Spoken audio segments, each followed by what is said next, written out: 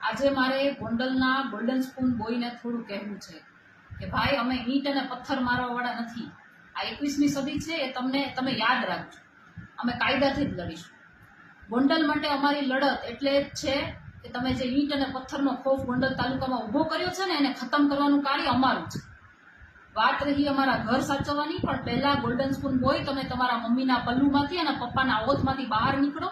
અને તમે કોઈ સંઘર્ષ કરેલો નથી, તમે તો જન્મથી ગોલ્ડન સ્પૂન બોય છો, માટે તમને સંઘર્ષની વ્યાખ્યા પણ ખબર ના હોય.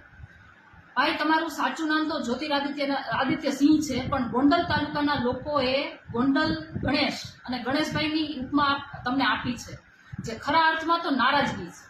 અને ગોંડલના લોકો શાણા છે, જે માત્ર મોકાની રાહ જોઈને બેઠા છે. એટલે દુધિયા દાંત પડે ને પછી રાજકારણ કરજો. માટે ભાઈ, પહેલા તમે જ્યોતિરાદિત્ય સિંહ બનવાની કોશિશ કરો.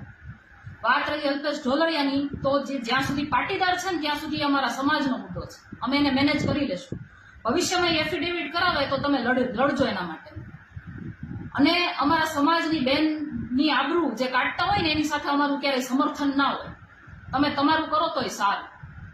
જો ગોંડલની અંદર બધું સારું જ હોત તો અમારે 200-500 કિલોમીટર દૂર ભેગા થવાની જરૂર જ ના પડે.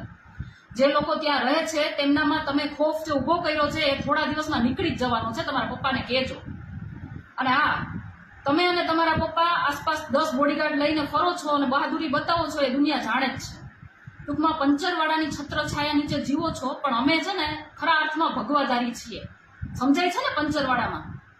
હવે થોડાક ઉદાહરણ સાથે સમજાવું. ગોંડલ તાલુકામાં બધું જ સારું હોત તો તમારે હથિયારબંધ માણસોને લઈને ફરવાની જરૂર શું કામ પડી હોત?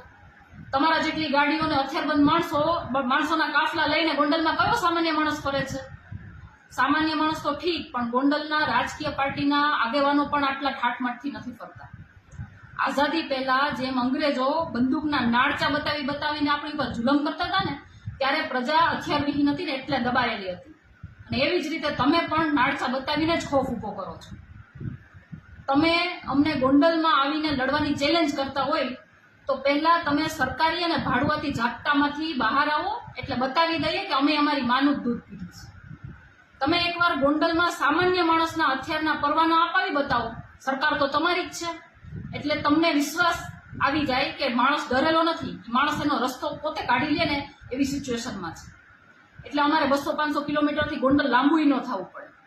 અને ગોલ્ડન સ્પૂન બોય, અમે તો ગોંડલના ગુંડા તત્વોની સામે પડ્યા છીએ, પણ તમે જાહેર મંચ ઉપરથી તત્વવાળી વાત સ્વીકારી લીધી, માટે આપનો આભાર ગોલ્ડન સ્પૂન બોય.